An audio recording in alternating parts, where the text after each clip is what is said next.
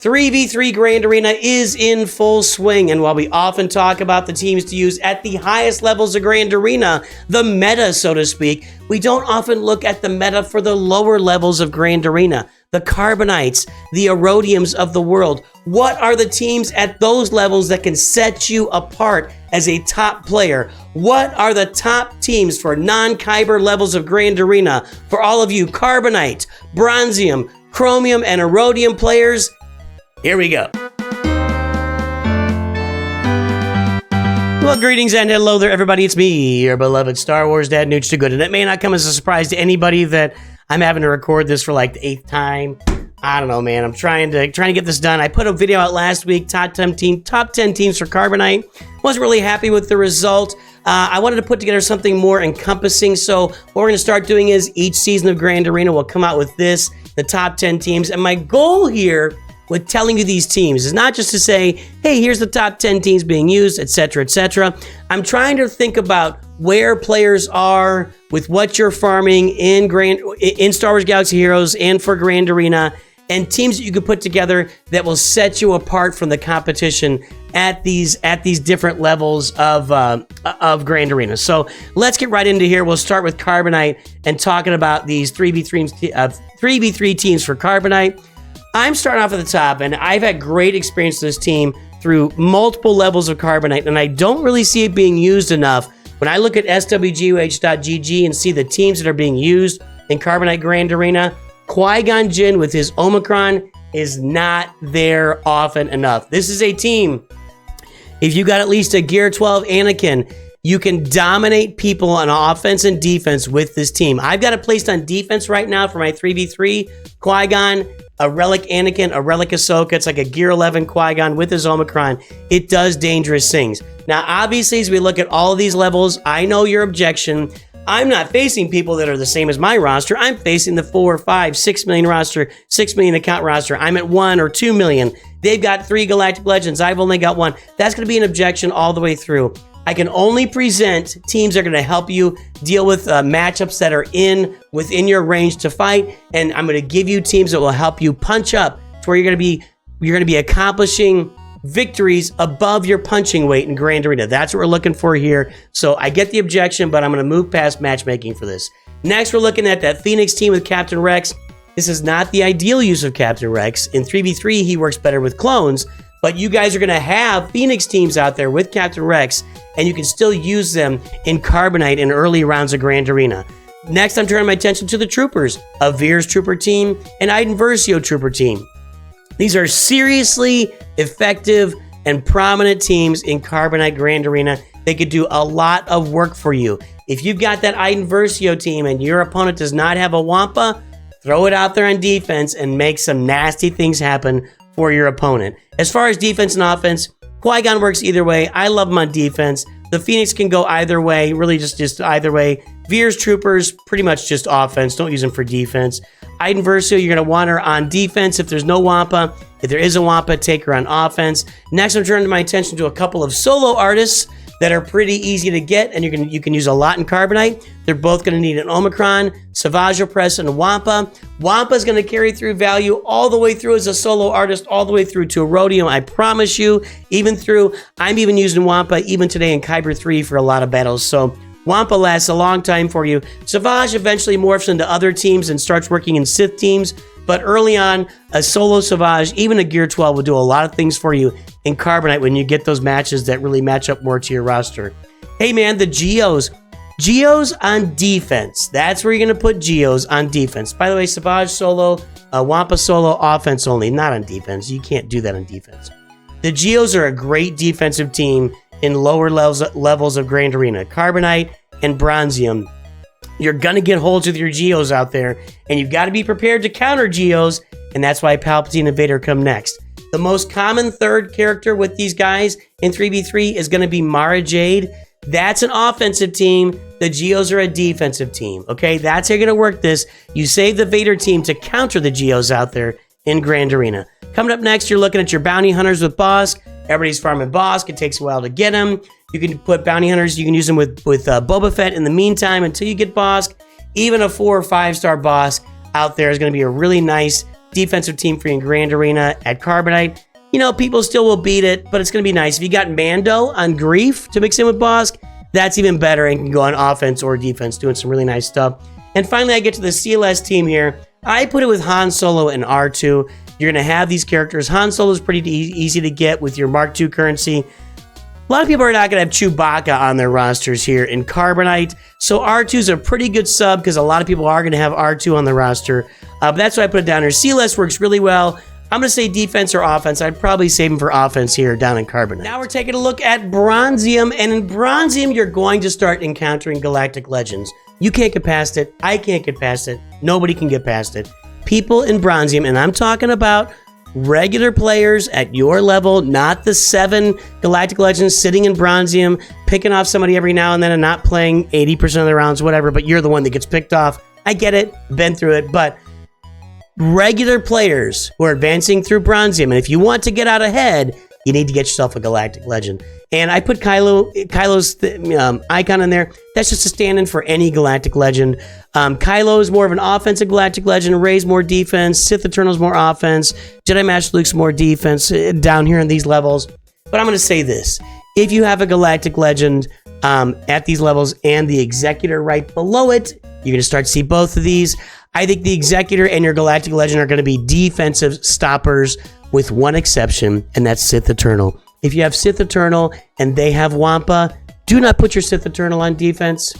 You're going to have some problems because Wampa beats Sith Eternal with most team comps. I think maybe if you have Revan and Malakin with your Sith Eternal, that's going to cause problems for Wampa. But most teams don't cause a problem for Wampa, and she will beat Sith Eternal, assuming that we're at relic levels and everything else. But you're going to start to see Galactic Legends. You're going to start to see Executors. I think most of them belong on defense as stoppers. You keep everything else. So your only big defense, if you got Kylo and you're in Bronzium, you throw him on defense, throw him on the front wall. If you got the Executor, throw him on the back wall, and you can depend on your other fleets to do stuff for you on offense. I've got CLS at the top of the ladder here. If you got CLS, Chewie, and Han, this is a massive team for you down here at these levels of Grand Arena. I'm probably going to save it for offense to kill a lot of big stuff. It can go really well in defense too. If you got Darth Revan, this is when you start to see the full Revan teams are going to start to filter in here at the Bronzium levels. Darth Revan with Malik and Bastila, that's a great defensive stopper team. It performs a lot like a Galactic Legend down on your front walls to make people stop getting through things. So keep that in mind. If you don't have a Galactic Legend, that Darth Revan team will be a nice stopper for you. Jedi Knight Revan, I'm saving more for offense, and I'm always mixing in Grandmaster Yoda there. Grandmaster Yoda with Jedi Knight Revan is just a great combo, and Jolie just keeps bringing him back to life. One more note there, Darth Malik can be a great solo artist at these levels as well. He can go kill a lot of teams, like Padme teams, and a lot of other teams. He can really solo them down here at Grand Arena. So you want to mix in somebody else, Sith Empire, like if you've got a Sith Empire Trooper, or HK could go in there as well, I guess. This is a better defensive team with Malik in there, but if you want to pull out Malik for offense, you can do that as well. And then we got some of our repeats. Qui-Gon is still hanging strong here in your Bronzium Grand Arena. I've still got the Veers Troopers in there. I pulled the Iden Troopers out of this and when I get to that Bronzium level, just because I think there's a lot of Wampas available, and Wampa's still on this list.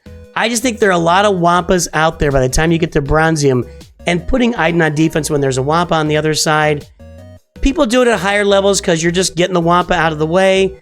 I don't know. I'd rather neutralize my opponent's Wampa and not let them use her. You know what I mean? If I can, if I've got that option on my hands. Your Phoenix with Captain Rex still out there. That'll change soon. And I've still got Savage as a solo artist here in Bronzium. You're going to start to see him filtering into some of those Sith teams that you're going to see out here in Chromium. And speaking of Chromium, there's Savage right there on that Traya team. Yeah, this is where you really start to see these Darth Traya with Omicron, with Savage Opress, and Darth Nihilus out there. That's going to be an amazing team in Chromium Grand Arena, considering if the rosters are somewhat equal. But we're looking to elevate ourselves above similar rosters or punch up above bigger rosters. Darth Traya is a great tool to do that. With Darth Traya and her Omicron, Savage Opress and his Omicron, Darth Nihilus, you're going to punch up against some really big teams and rosters by having that team on your roster. You're going to start to see guys with 2 Galactic Legends down here in Chromium. You're going to need those Galactic Legends on your roster as well. Executors still holding strong on defense as a defensive fleet.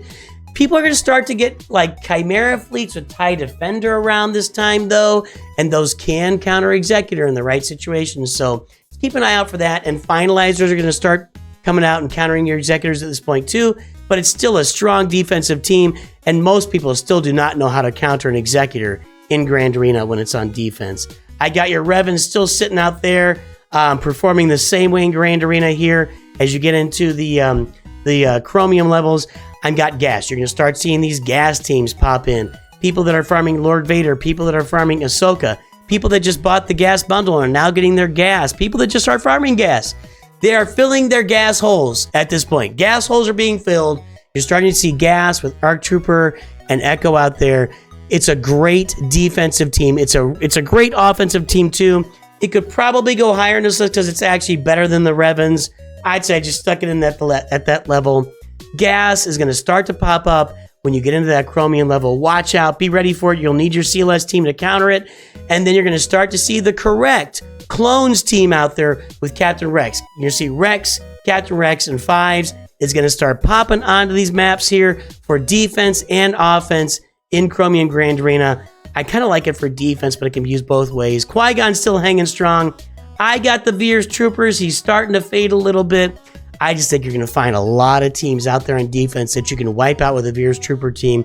And the same goes for Wampa, but I was trying to keep this to the top 10 teams in each division. So I put Veers on there. I think Veers is a little more flexible than Wampa. Wampa's going to start to have more limited usages as you get forward, but you're still going to use Wampa to kill a lot of stuff in Chromium. And I'm not trying, by the way, I'm not trying to say the teams that were previously listed are now no longer useful, like Bounty Hunters. Who else was out there? Bounty Hunters. Geos. You can save Geos for offense here in Chromium, and they could probably, they'll be able to take out some teams for you. I'm still killing teams with Geos up in Kyber 3. So Geos can be used for offense. I'm not saying those have fallen off the list, but I'm trying to give you a top 10 here for you so you can keep building and keep rising above as you're facing bigger rosters. And I don't mean 1 million facing 5 million. I mean 1 million facing 2 million. You can rise above and beat those rosters if you farm a lot of these teams on your roster. And then finally getting into Aurodium. Yeah, you're going to start to see 3 Galactic Legends on people's rosters here in Aurodium.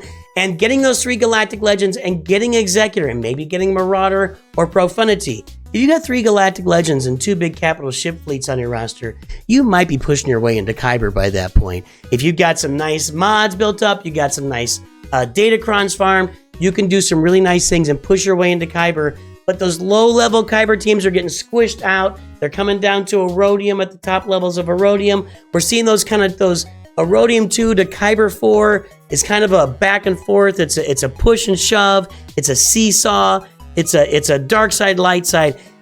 Those rosters are going back and forth. You're going to see a lot of those Kyber-type rosters here, and that includes 3 Galactic Legends, the Executor, maybe another big capital fleet that you're looking at, Darth Bane. Darth Bane, guys. If you don't have him in your roster and you get into Aurodium, if you've got him on your roster in Aurodium, you put another Sith out there with him, obviously, and you've got his Omicrons, good things are going to happen. Good things are going to happen for you in Grand Arena using Darth Bane on offense. And I know I've kind of pushed it out and reached a little bit there, but I'm telling you, there are people in Aurodium that have got Darth Bane. You've got to start keeping an eye open because he's a dangerous guy. A dangerous guy to have on your roster. So get him on yours if you can. It might take a few crystals, whatever, but he's just a great investment. Starkiller, you're going to definitely start seeing Starkiller teams pop up and be of great use out there in Aurodium. Both these two teams here, Darth Bane and Starkiller, are going to be Galactic Legend killers for you out there in Grand Arena, but Aurodium's going to start seeing these guys, and they're great teams, along with Darth Malgus. He's going to start popping up in Aurodium for you. He's been kind of killing me in Kyber, actually, so this is a defensive team. Put it on defense and watch your opponent suffer. You get all those Omicrons out there on Darth Malgus. He just does nasty, nasty things on defense.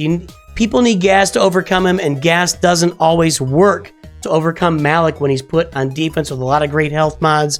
Maybe a nice little Omicron on him. Darth Malgus is a monster when you start hitting Aurodium, and you will see him, I promise you.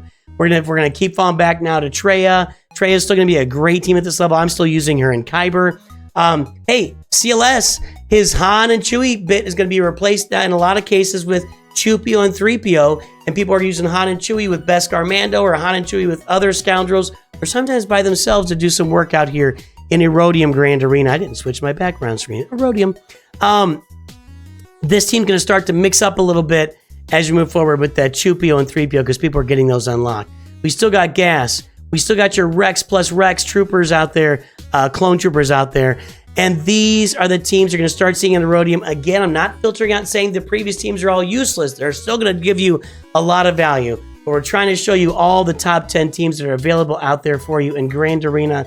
And that's going to bring us here to the overall big graphic here. There you go. There are your teams for the top, or for not the top, the Carbonite, Bronzium, Chromium, Aurodium teams in Grand Arena. These are your top teams. And again, the ones at the bottom down here at the beginning are still going to be there as you get later in Grand Arena. They're just going to be lower on the list. That's what I got put together. I'm going to put this graphic out there on my Discord if you want to go take a look at it. Link in the description. There you go, boys and girls. Hey, if you got ways for me to improve this in the future, I'd love to hear about the format of it, how we're presenting of it. Try and find a way to bring you the top teams for non-Kyber Grand Arena 3v3, 5v5, and come out every season with this list for you. Have a great day. I will definitely talk to everybody soon. And of course, always remember, Nooch too good.